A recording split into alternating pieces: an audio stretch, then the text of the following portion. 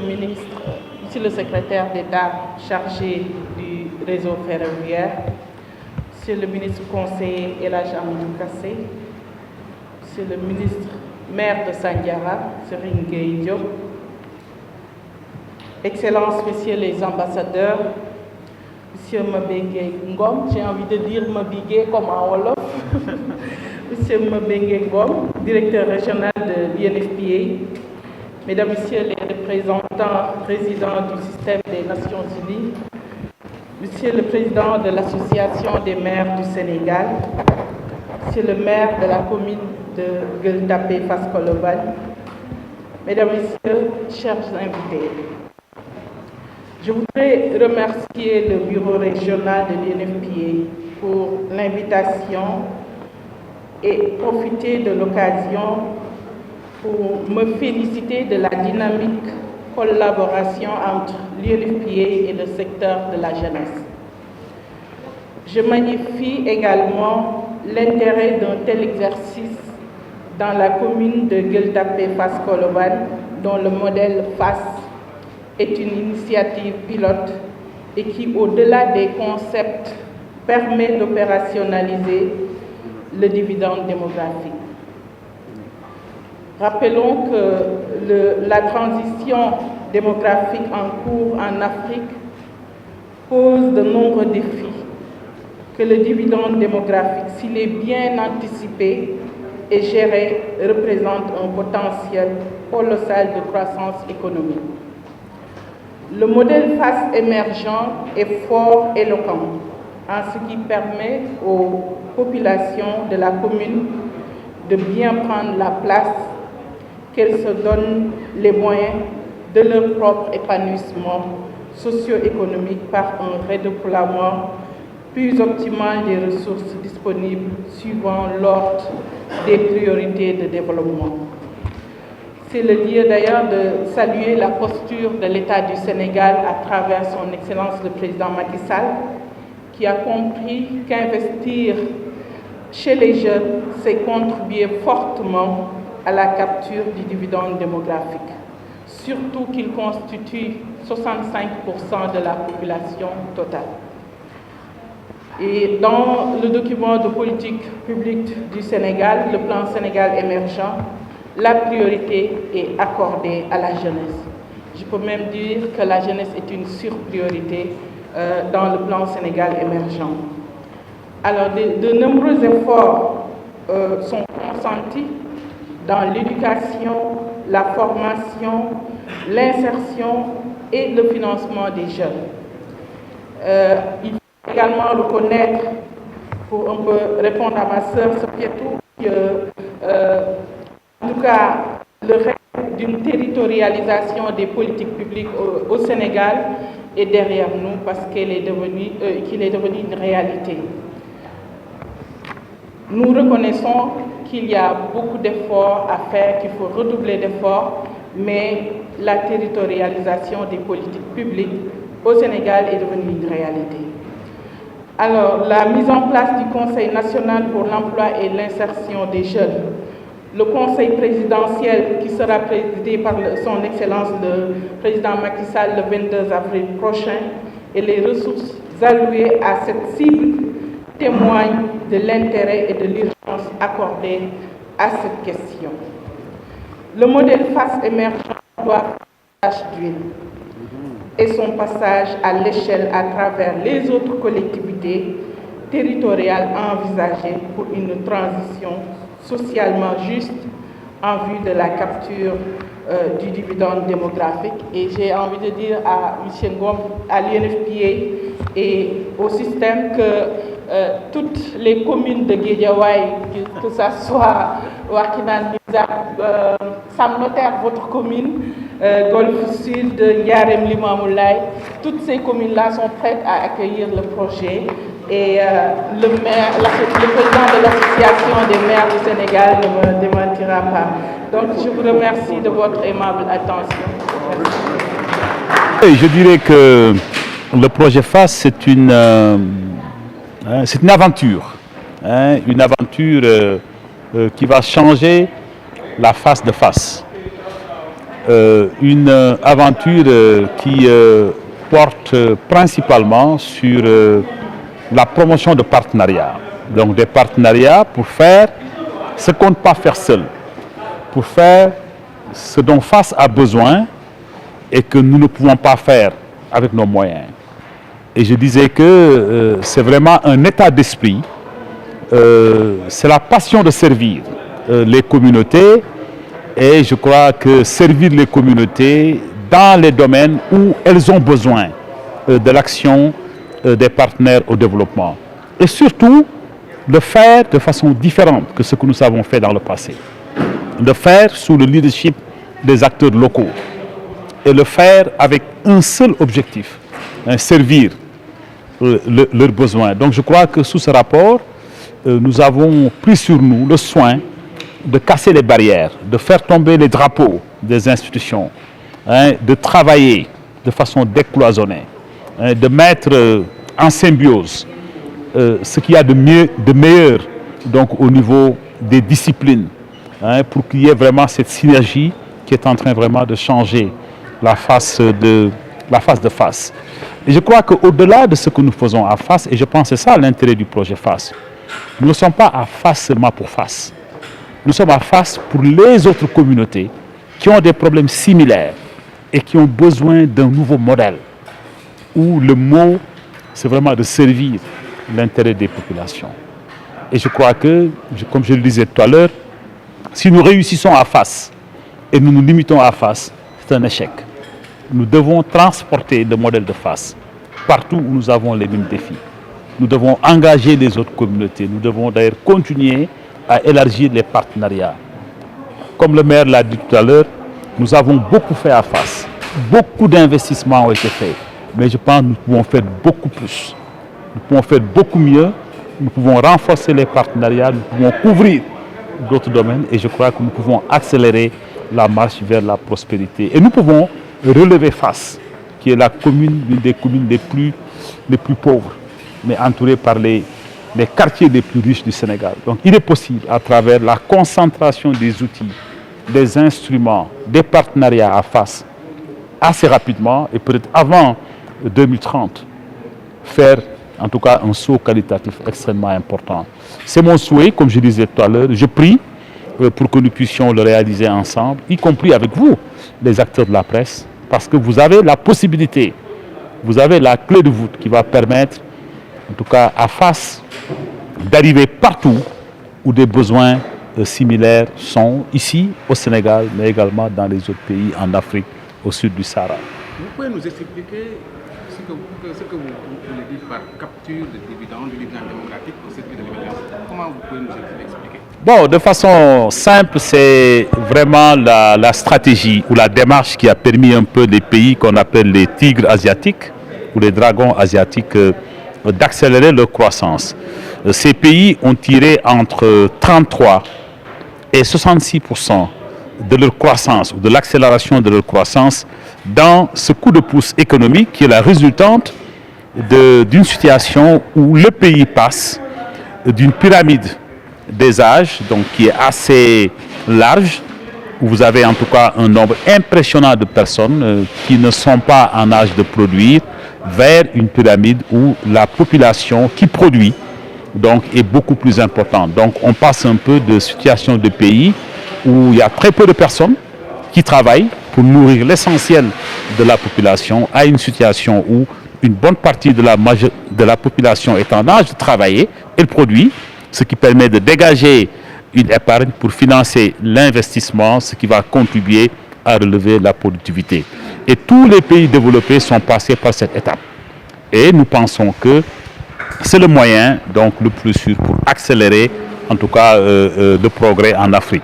Et l'autre côté, dans le cas où on ne le fait pas, on tombe dans la situation que nous connaissons aujourd'hui dans les pays de la sous-région, dans les pays du Sahel, où vous avez en tout cas ces jeunes qui n'ont pas d'opportunités, qui n'ont pas d'emploi, qui ne sont pas formés, et qui constituent quand même un terreau pour les emprises du mal que vous connaissez. Je pense notamment aux pays du Sahel, donc ceux de la région du Lupta-Kougourma, qui regroupe le Niger, donc le Mali et le Burkina Faso, où vous avez 55% des jeunes de 8 à 14 ans qui ne vont pas à l'école. Vous voyez donc ce que ça signifie pour la construction de l'Afrique de demain, mais également en termes de risque dans cette partie du monde où nous avons en tout cas des phénomènes comme Boko Haram, des phénomènes comme le djihadisme et autres. Donc je crois que au-delà un peu de cette opportunité de progrès que nous risquons de rater si nous n'investissons pas dans le dividende démographique, c'est que aussi nous pouvons rapidement basculer dans ce que nous voyons aujourd'hui dans le Sahel et qui serait extrêmement grave. Mais je crois qu'avec des projets comme FAS, nous avons la possibilité de créer l'espoir. Nous avons la possibilité de donner une chance à la jeunesse de contribuer. Et nous avons également la possibilité d'arrêter ces jeunes qui vont mourir en mer ou ces jeunes qui sont dans la rue à ne rien faire et qui peuvent se faire manipuler par quiconque passe à côté. Donc voilà un peu certains des aspects. C'est vraiment un instrument donc pour donner des opportunités, un instrument pour bâtir la résilience et je vois également un véritable instrument, même pour le relèvement, donc après la Covid-19 que nous connaissons aujourd'hui. Donc c'est quelques aspects du projet FAS et je crois que c'est un projet qui a beaucoup de potentiel. On a parlé un peu du positionnement des communes, on a parlé un peu de l'acte 3 de la décentralisation, on a parlé un peu même des aspects gouvernance qui sont extrêmement importants dans la construction des nations africaines. Donc l'un dans l'autre, je crois que c'est un projet qui n'est pas parfait, nous devons continuer à y travailler. Nous pouvons l'optimiser, nous pouvons l'adapter davantage aux réalités des différentes communes, mais je pense que c'est l'esprit qui est important, l'esprit de partenariat, l'esprit de servir les populations, l'esprit un peu de se donner la main et d'aider ceux qui ont vraiment besoin de notre action. Et c'est ça FAS. Comment vous êtes venu dédier Fast Track? Parce que quand vous prenez par exemple le chef de l'État, son excellence M. Macky Sall, il plaît avec Fast Track. Mais d'où vous êtes venu cette ligne, disons, FAS émergent? Est-ce que c'est une inspiration du chef de l'État et est-ce que vous comptez également comment vulgariser ce projet-là dans la sous-région? Bon, d'abord vous dire que FAS d'abord pour nous c'était un terrain où il fallait expérimenter la capture du dividende démocratique. Il fallait l'opérationnaliser. Et chemin faisant, bon, le maire est venu avec son idée de faire un lien avec le plan Sénégal émergent. Et c'est intéressant de voir ensuite qu'il y a quand même une convergence donc, entre cette vision ou cette ambition d'accélérer un peu la croissance et le développement avec les grandes lignes du PSE. Et je disais d'ailleurs hier dans un tweet que nous retrouvons d'en face les grands agendas internationaux, les développements durables.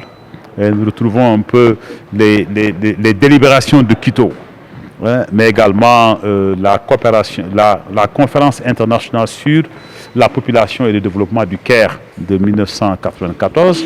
Donc nous voyons quand même qu'il y a une convergence d'un certain nombre d'agendas, y compris l'agenda 2063 de l'Union africaine, et pour laquelle nous sommes sûrs qu'on ne peut pas réaliser l'Afrique que nous voulons à l'horizon 2063 sans investir dans les jeunes, sans autonomiser les femmes. Et je crois que FAS est un prototype. À FAS, nous avons concentré tous les outils que nous avons développés et nous pensons que les fruits à récolter seront extrêmement positifs pour FAS, mais également pour les communes, les autres communes qui vont prendre un peu, en tout cas la décision de répliquer ou d'adapter FAS à leur propre réalité. Vous avez entendu ce soir, pratiquement tous les maires qui ont parlé ont demandé à bénéficier d'un projet FAS. Donc nous avons passé pratiquement 3 années et demie à 4 années pour développer le modèle, pour le concevoir. C'est comme développer un vaccin ou créer un nouveau type de véhicule. Je pense qu'il répond à beaucoup de préoccupations. Je pense que la demande est là. L'appétit est là. Maintenant, il faut accompagner tous ceux qui souhaiteraient profiter de ce modèle pour améliorer les conditions de vie de leurs concitoyens. Moi, c'est ça FAS. C'est vraiment, comme je dis, la passion de servir les communautés. Dans la réalisation de ce projet, vous avez certaines difficultés. Est-ce que vous pouvez les énumérer? Oui, mais il y en a plusieurs. C'est une entreprise humaine. Donc, une qui me vient à l'esprit, c'est lorsque j'ai voulu faire construire le centre et qu'on m'a dit qu'on ne pouvait pas le faire avec les règles des Nations Unies. Mais pour ceux qui me connaissent, bon, ils savent que je ne suis pas quelqu'un qui recule facilement. Donc, je suis allé chercher des partenaires et grâce au PARES, donc la coopération italienne, mais je reçois un centre de santé construit clé en main, où je ne mets pas un franc.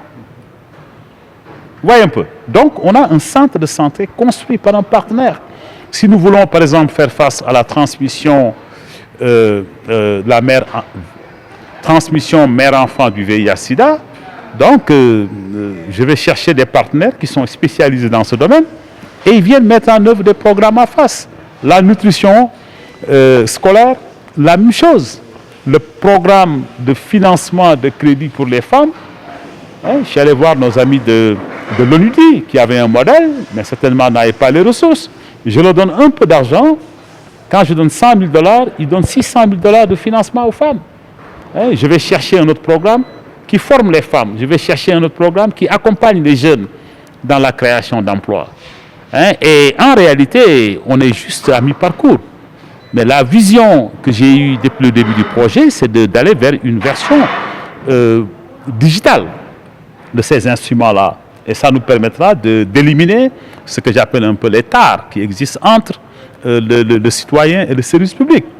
Donc, vous voyez, donc, à terme, donc, je pense que le Fassois peut être couché dans sa chambre, prendre son iPhone, hein, et avoir accès à des services qui autrement n'étaient pas accessibles, n'étaient pas connus, n'étaient pas disponibles. Hein, et avec moins d'efforts, et je pense qu'on arrive quand même à démocratiser donc l'accès à certains instruments qui sont là pour les moins nantis. Donc c'est de ça qu'il s'agit. Hein, et je me rappelle la conversation que j'ai eue avec le directeur de la couverture de la maladie universelle, et puis je dis, écoute, c'est quoi le taux de pénétration à face? Il me dit 1%. Je dis, écoute, cher ami DAF, travaillons à face. Et on peut rapidement passer de 1% à 80 ou 90%, mais des résultats qui touchent la chair humaine. Donc face, ce n'est pas de l'argent, ce n'est pas l'argent qui fait le développement. Comme je dis, cette volonté de servir, cette volonté d'aller chercher les solutions, d'aller chercher les partenaires, d'aller chercher les programmes et de les amener là où on a le plus besoin d'eux. Parce que face, mais c'est le voisinage de l'université de Dakar. La plupart des étudiants vont dormir à Fass. C'est à Fass qu'on a le lycée Maurice Delafosse. Hein? C'est dans la zone, dans la commune. C'est également là qu'on a le plus grand lycée des jeunes filles du Sénégal, Kennedy. On a le plus grand lycée mixte du Sénégal, Blaise Diagne. On a beaucoup d'écoles autour. Et c'est à Fass que beaucoup de personnes qui travaillent en ville et qui ne peuvent pas se payer un logement donc très loin, ou peut-être dans les quartiers riches, vont dormir le soir. Mais face à un passé extrêmement riche, comme je disais tout à l'heure. Hein, face, c'est Lambou Serer, c'est Lambou Toucouleur, c'est Lambou Diola. Mais c'est le Sénégal en miniature. Et on sent un peu une vie spéciale à Fass le soir. Et je crois qu'il y a un potentiel à Fass. Et je crois qu'en travaillant ensemble à Fass, on peut, dans quelques années, voir Fass qui peut-être va se rapprocher davantage du Point E ou de Fann Résidence ou des Almadies. Mais c'est ça l'émergence. Lorsque ce jeune cireur qui va se promener en ville pour envoyer 1000 francs à sa famille le soir aura un APS qui lui permettra de recevoir un texte de quelqu'un qui est couché aux Almadies au Point E pour qu'il lui cire ses 10 paires de chaussures et lui paye 15 000. Il ne va plus envoyer 1000 francs à sa famille, mais il va envoyer 10 000. Vous voyez le saut de ce que ça représente. On passe de 1000 francs à 10 000 francs pour une famille dans certains endroits. Et je crois que ce genre de programme ne demande pas énormément d'argent pour y arriver. Souvent, on a besoin d'un investissement marginal pour créer un peu ce déclic qui va soulager les familles et créer cet espoir dont les jeunes ont besoin. Donc, Fass, c'est encore une fois, vraiment un désir d'aider, hein, donc les plus démunis, c'est tout. Merci. Merci.